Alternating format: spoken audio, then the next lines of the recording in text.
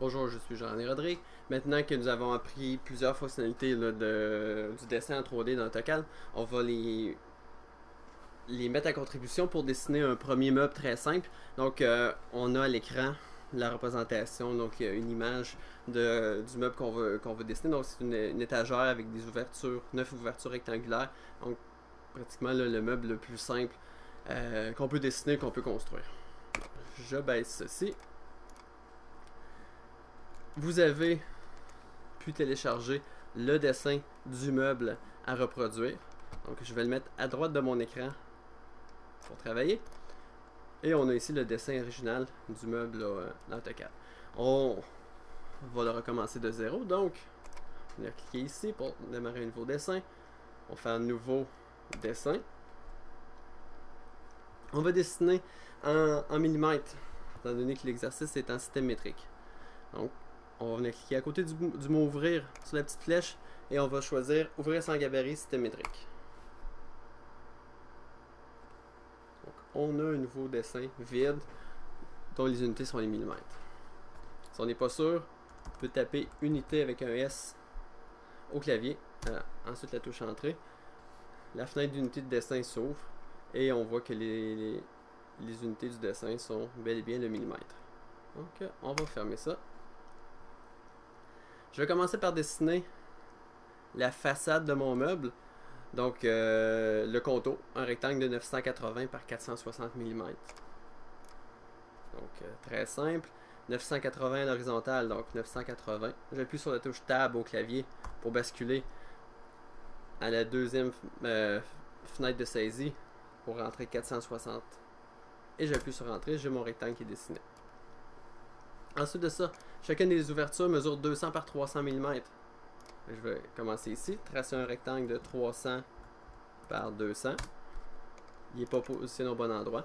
Je vais le déplacer vers la droite de 20 mm et vers le haut de 20 mm aussi.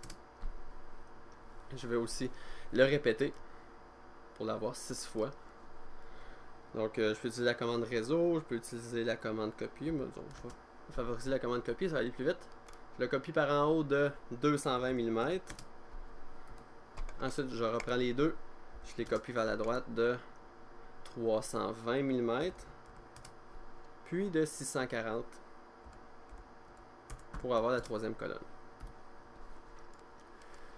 Maintenant que j'ai dessiné ma façade en 3D, je peux faire, si le cube de navigation n'est pas affiché, vous pouvez cliquer ici pour le faire afficher. Le cube de navigation apparaît. Vous pouvez cliquer sur un des sommets du cube pour avoir le dessin qu'on a dessiné jusqu'à maintenant en perspective. On va simplement prendre la commande appuyer-tirer. On va venir cliquer dans la zone qu'on a dessinée. Puis on va pouvoir lui donner une profondeur. La profondeur qui est de 200 mm. Donc je rentre au clavier 200, suivi de la touche entrée. Présentement, le mode de visualisation, c'est filaire 2D. Vous l'avez ici qui est indiqué. C'est pas le plus plaisant à utiliser.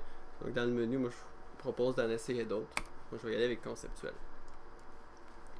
À l'arrière de mon meuble, il y a un panneau qui mesure 6 mm d'épais, qui mesure les dimensions extérieures du meuble, 980 par 460. Je vais simplement, on commence, faire ça le plus simple possible. Je vais me tracer un rectangle à côté de 980 par 460. Même si je suis en perspective, il n'y a pas de problème à dessiner comme ça. Donc j'ai mon rectangle à côté. Je vais prendre la commande appuyer-tirer. Je vais cliquer dans le rectangle. Je vais donner son épaisseur de 6 mm. Ensuite de ça, je vais prendre mon panneau. Je vais venir le déplacer. Donc je prends la commande déplacer, la même commande qu'en 2D. Prenons le panneau par un de ses coins de sa face inférieure.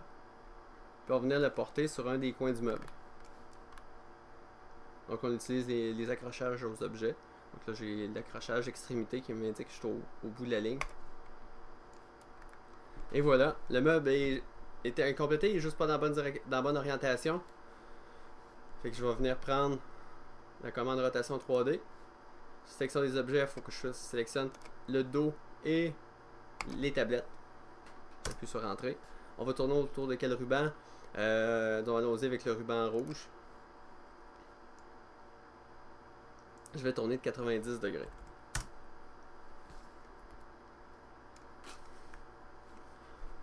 Donc, maintenant, le meuble est debout, dans la bonne orientation.